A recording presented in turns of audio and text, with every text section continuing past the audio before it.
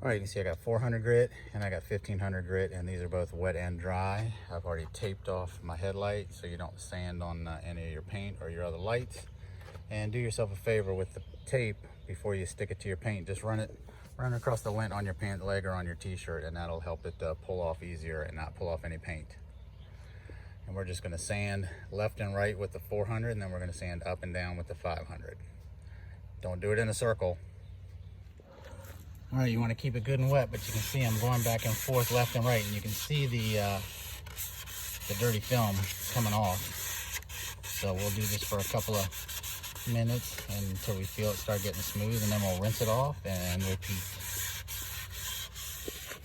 Okay, so we got it sanded. Now I got the polisher out.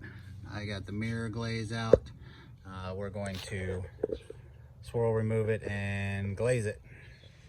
Okay, I had to go ahead and hit it with some 2000 grit sandpaper as well. Sorry about the weed whacker noise. My neighbor down there is doing his yard Sunday morning. But 2000 grit, now I'm gonna polish it.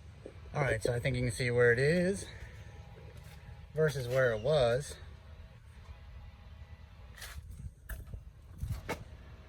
Need to work on it a little more here, I think, a little more elbow grease. Just to be specific, I am going to use the swirl remover first, and then I'm going to use the glaze last.